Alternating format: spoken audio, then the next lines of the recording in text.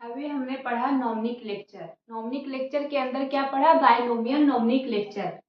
Binomial nomenclature, binomial nomenclature का मतलब होता है टू नेमिंग सिस्टम, दो नेमिंग सिस्टम, उसे हम बायनोमियल नोमेनक्लेचर कहते हैं। जैसे एग्जांपल में मैग्नीफेरा इंडिका, ये बायनोमियल नोमेनक्लेचर है। इसमें हमने कुछ नियम पढ़े अभी, जैसे कि जो बायनोमियल नोमेनक्लेचर में दो सिस्टम नेमिंग सिस्टम है, उसमें पहला जो है वो जीनस बोलेंगे और दूसरा को हम लोग स्पीसीज बोलेंगे। और जो पहला जीनस होगा उसे हम कैपिटल फॉर्म में लिखेंगे, पहला लेटर उसका कैपिटल फॉर्म में होना चाहिए और स्पीसीज का स्मॉल लेटर में होना चाहिए। जीनस का कैपिटल लेटर होना चाहिए पहला वर्ड और स्पीसीज का स्मॉल लेटर में होना चाहिए। जो हम हाथ से लिखेंगे उसमें अंडरलाइन करेंगे सेपरेटली दोनों को। अगर हम रिटेन प्रिंटेड फॉर्म में लिखेंगे तो उसे हम इटैलिक फॉर्म में लिखेंगे। ये नियम हमने पढ़ा। अब हम देखते हैं कि नोमेनक्लेचर में अगर हम किसी लेखक का नाम लिखे, जो इसका खोज किया उस साइंटिस्ट का नाम लिखेंगे, तो क्या उसमें अलग नियम की जरूरत पड़ेगी या फिर उसके लिए अलग से नियम बनाए गए हैं या फिर ऐसे ही नॉर्मल जैसे हम लिखते हैं वैसे लिखेंगे? आइए हम देखते हैं। Name of the author appear. अगर हम ऑथर को भी अपीयर करना चाहे, जिसने नाम दिया है उसे भी अपीयर करना चाहे, तो क्या नियम होंगे उसके बारे में बताया जाएगा। After specific epithet that is, यहाँ पे बोल रहा है जैसे मैग्नीफेरा इंडिका, ये बायोलॉजिकल नेम हुआ। अगर हम इसे ऑथर को भी अपीयर करना चाहेंगे तो कैसे अपीयर करेंगे? तो ये बोल रहा है नोमेनक्लेचर का जो नियम है उसमें बोला जा रहा है कि जो स्पेसिफिक एपिथेट है उसके स्पेसिफिक एपिथेट के बाद हम लगा के लिख सकते हैं, ऑथर को अपीयर कर सकते हैं। दैट इज, इसका मतलब बताया गया at the end of the biological name. अगर जब हम बायोलॉजिकल नेम लिख लेंगे उसके लास्ट में ऑथर को हम अपीयर करेंगे, मेंशन करेंगे, वहां पे दिखाएंगे अगर दिखाना चाहे तो। Written in an abbreviate form, never underline, never italicise. यहाँ पे बोल रहा है अगर हम ऑथर का नाम इंडिकेट करना चाहते हैं या अपीयर करना चाहते हैं तो उसे हम अंडरलाइन नहीं करेंगे, ना ही उसे इटैलिक फॉर्म में लिखेंगे, उसे हम जो नॉर्मल फॉर्म में लिखते हैं वही फॉर्म में लिखेंगे, एब्रिविएट फॉर्म में लिखेंगे। जैसे मैग्नीफेरा इंडिका, हमने मैंगो का एग्जांपल लिया, उसका बायोलॉजिकल नेम होता है मैग्नीफेरा इंडिका। ये जीनस है, ये स्पीसीज है और ये ऑथर को हम अपीयर कर रहे हैं।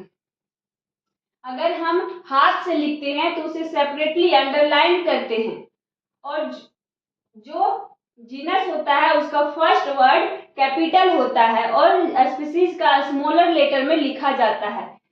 तो यहाँ पे हम लिनस लिखे, मैग्नीफेरा इंडिका का बायोलॉजिकल नेम कैरोलस लिनियस ने दिया था, इसीलिए कैरोलस लिनियस का नाम जो लास्ट वाला नाम है उसे हम मेंशन कर रहे हैं। मैग्नीफेरा इंडिका, उसके लास्ट में क्या बोला है यहाँ पे? At the end of biological name, biological name के लास्ट में हम इंडिकेट कर रहे हैं। और ये जैसे हम नॉर्मल वर्ड लिखते हैं उसी तरह हम साइंटिस्ट का, ऑथर का नाम यहाँ मेंशन किए हैं। ना ही इसका चाहे तो आप कैपिटल भी दे सकते हैं या स्मॉलर में भी लिख सकते हैं। यहाँ पे ऑब्जेक्टिव क्वेश्चन इस तरह पूछेगा बायोलॉजिकल नेम के प्रति, बोलेगा पहचानने के लिए दे देगा ऑप्शन कि इसमें से कौन से बायोलॉजिकल नेम करेक्ट है। What is biological name of women, women में बायोलॉजिकल नेम यहाँ पे लिखे हैं तो इसमें से कौन से करेक्ट है वो बताइए आप।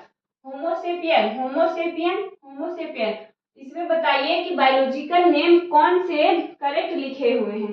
तो ये तो यहाँ पे स्पेस दिया ही नहीं पहला, दूसरा में ये कैपिटल है ही नहीं, तीसरा यहाँ पे कैपिटल भी है और यहाँ पे स्मॉलर भी है, जीनस कैपिटल में भी है और स्पीसीज स्मॉलर में भी है, लेकिन यहाँ पे अंडरलाइन किया ही नहीं, तो ये करेक्ट नहीं हो सकता। और यहाँ पे देखिए होमो सेपियन, यहाँ पे जीनस कैपिटल में है और स्पीसीज स्मॉलर में है और दोनों सेपरेटली अंडरलाइन किए हुए हैं, इसका मतलब ये ह्यूमन का बायोलॉजिकल नेम सही है।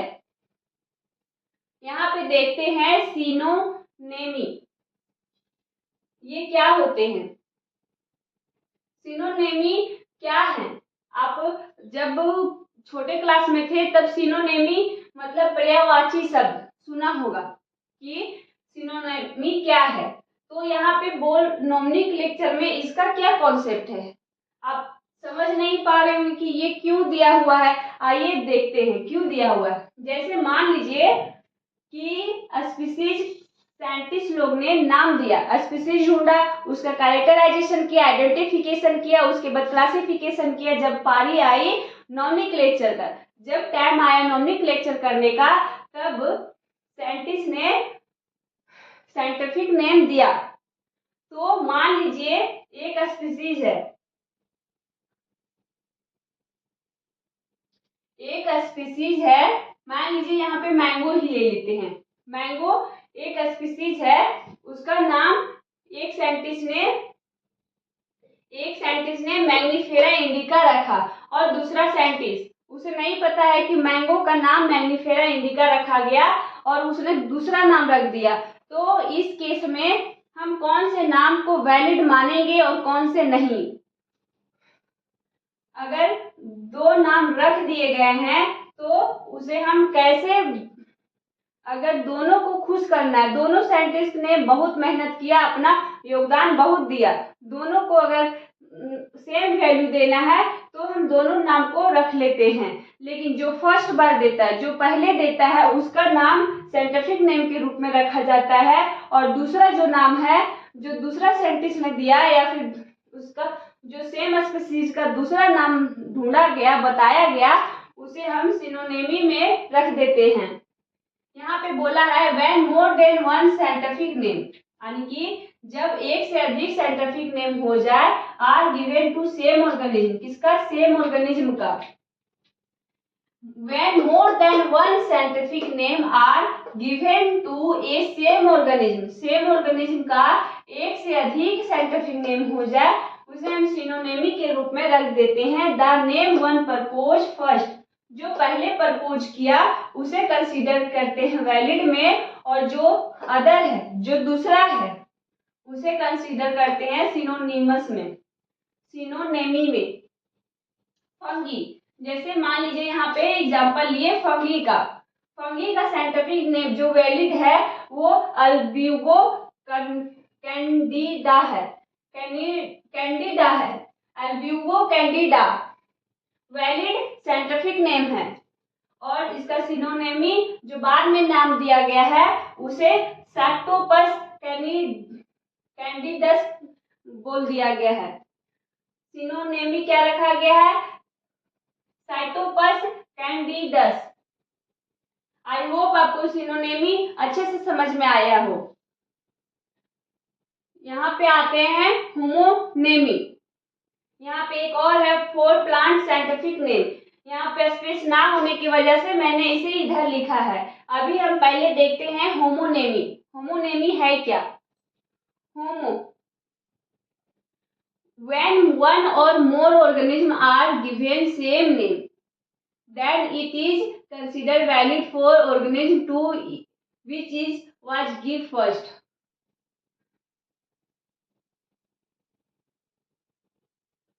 मान लीजिए यहाँ पे सेम ऑर्गेनिज्म को दो नाम दिया गया, एक स्पीसीज था,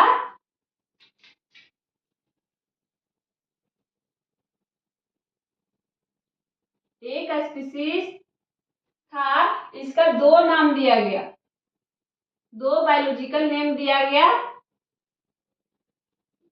एक ऑर्गेनिज्म है जिसे दो नाम दिया गया, name one and name two. तो जो सबसे पहले दिया गया उसे वैलिड माना गया और जिसे जो बाद में दिया गया उसे सिनोनिमी में रखा गया। तो ये सिनोनिमिक सिनोनेमी का प्रोसेस है। होमोनेमी में ये बोला गया है कि एक नाम को दो ऑर्गेनिज्म में रख दिया जाए तो क्या होगा, उस केस में हम क्या करेंगे। तो यहाँ पे एग्जांपल हमने क्या लिया था, मैंगनीफेरा इंडिका का लिया था। तो इसी एग्जांपल से मैं समझाती हूँ। जैसे मान लीजिए एक साइंटिस्ट आया, मैंगो का नाम मैंगनीफेरा इंडिका रखा, और दूसरा साइंटिस्ट आया, उसे नहीं पता है कि मैंगो का नाम मैंगनीफेरा इंडिका रखा गया, और वो नीम का भी नाम, मान लीजिए नीम है। मैं फिर से एक्सप्लेन करती हूँ कि एक साइंटिस्ट ने मैंगो का नाम मैंगनीफेरा इंडिका रखा। क्या रखा, मैंगनीफेरा इंडिका रखा, और दूसरा साइंटिस्ट आया, वो नहीं जानता था कि मैंगनीफेरा इंडिका आम का नाम दिया गया है, और वो आया और नीम का नाम भी सेम रख दिया। यानी कि दो ऑर्गेनिज्म का सेम नाम जब रखा जाए तब इस केस में हम क्या करेंगे। यहाँ पे एक ऑर्गेनिज्म का दो नाम रखा गया तो एक को हम वैलिड माने और दूसरा को हम सिनोनिमी में रख दिए। यानी कि एक ऑर्गेनिज्म का दो नाम हम रख दिए, एक को परिवाची शब्द में और एक का उसका ओरिजिनल यानी कि ओरिजिनल बायोलॉजिकल नेम में रखे। तो जब यहाँ पे होमोनेमी में दो ऑर्गेनिज्म का सेम नाम रखा है तो फिर हम क्या करेंगे, इस केस में हम कैसे एक्सप्लेन करेंगे उस ऑर्गेनिज्म को, कैसे हम लोग बता पाएंगे लोगों को। तो when one or more organism are given same name, अगर एक या एक से अधिक ऑर्गेनिज्म का नाम सेम रखा जाए तब it is considered valid for organism to which it was given first, जो सबसे पहले जिसका नाम सबसे पहले दिया गया है उसे वैलिड मानेंगे। यानी कि यहाँ पे मैंगनीफेरा इंडिका मैंगो के लिए वैलिड है, और जो दूसरा साइंटिस्ट बाद में नीम का नाम जो मैंगनीफेरा इंडिका रखा उसे वैलिड नहीं माना जाएगा। आई होप आपको होमोनेमी के बारे में समझ में आया हो। होमोनेमी आगे कॉन्सेप्ट है टॉटोनेमी। टॉटोनेमी क्या है, scientific name which same generic and specific epithet not valid for plant. यहाँ पे बोला है टॉटोनेमी का मतलब कि जब साइंटिफिक नेम हम जब लिखते हैं, जैसे बाइनोमियल नोमेनक्लेचर में हम नेमिंग सिस्टम कितना दिए, दो दिए, और ट्राइनोमी नोमेनक्लेचर में क्या बोलेंगे, थ्री नेमिंग सिस्टम है। तो यहाँ पे बोल रहा है जब हम किसी ऑर्गेनिज्म का साइंटिफिक नेम जब रखते हैं तो किसी में, जैसे यहाँ पे मैंगनीफेरा इंडिका है, मैंगनीफेरा जीनस अलग है, स्पीसीज अलग है, लेकिन रेट का साइंटिफिक नेम रेटस रखा गया है, तो इसमें जीनस और स्पीसीज दोनों का नाम सेम है, तो इस कॉन्सेप्ट को हम टॉटोनेमी कहते हैं। यहाँ पे बोला गया है scientific name which same generic and species. यहाँ पे बोला गया है कि जेनेरिक नेम और स्पीसीज एपिथेट दोनों अगर सेम हो जाए तो उसे हम टोटोनेमी कहते हैं। ये प्लांट के लिए वैलिड नहीं है, प्लांट का नाम दोनों सेम नहीं रहता, उसमें अलग अलग होते हैं, ये सिर्फ एनिमल के लिए वैलिड है।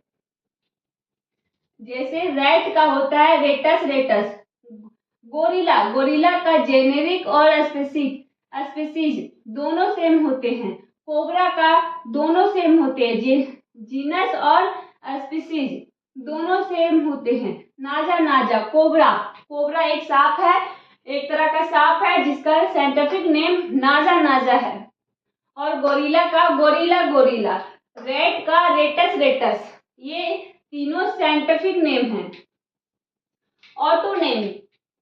ऑटोनेमी यहाँ पे हम लोगों ने पढ़ा सिनोनेमी, होमोनेमी, टॉटोनेमी, अब आया कॉन्सेप्ट ऑटोनेमी।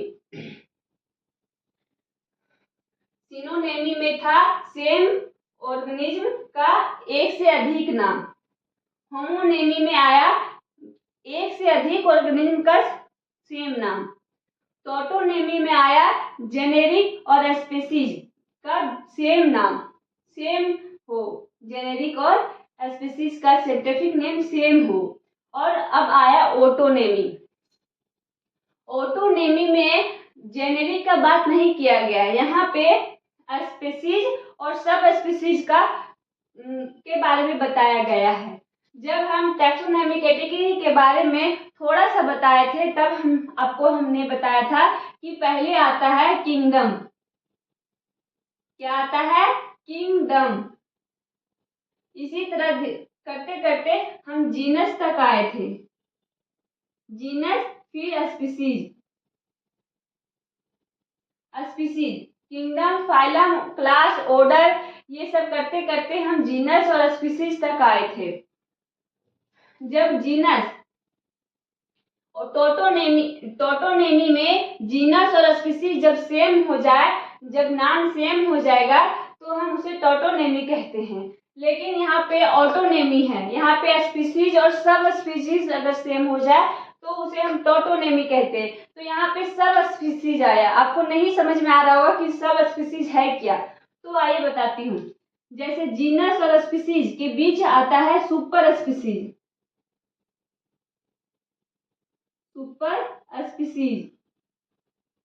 और इसके नीचे आता है सब स्पीसीज।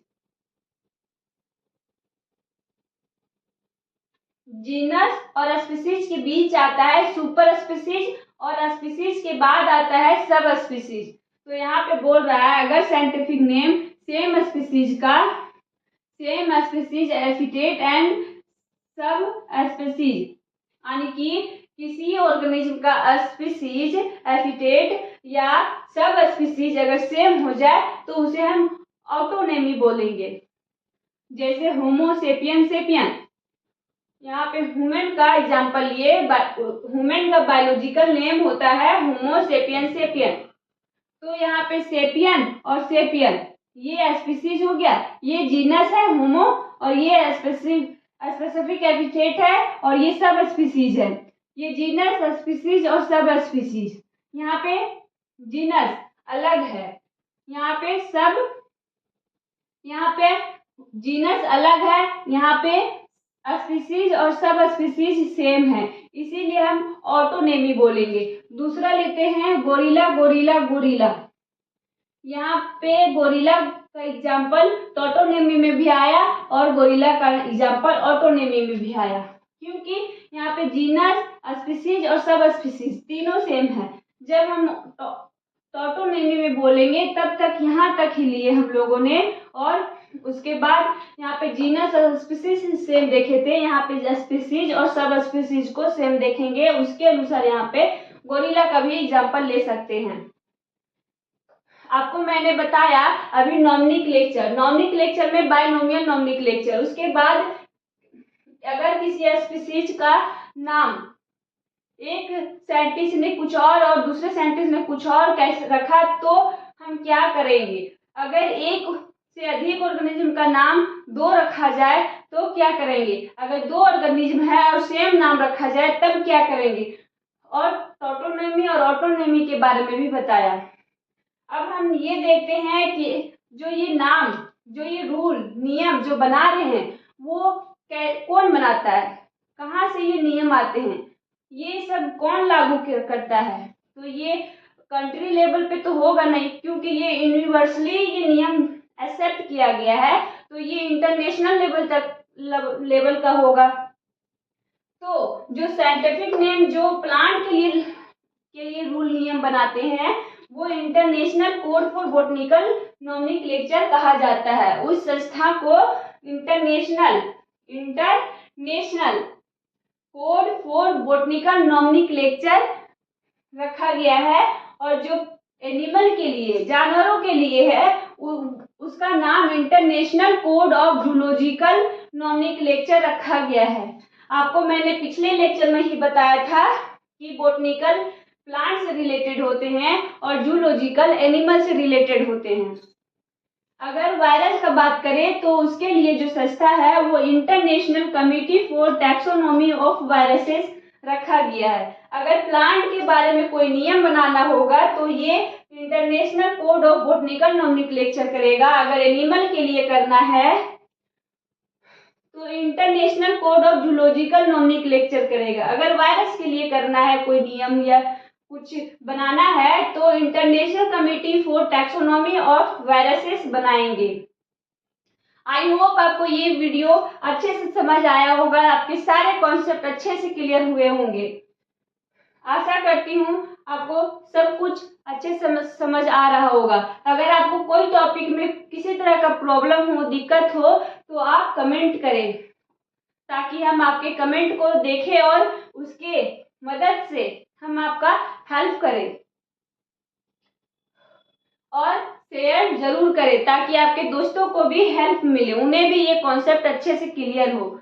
और सब्सक्राइब करना ना भूलें। अगर आप नए हैं तो सब्सक्राइब जरूर करें ताकि अगले नोटिफिकेशन आप तक जरूर जाए। थैंक यू, धन्यवाद।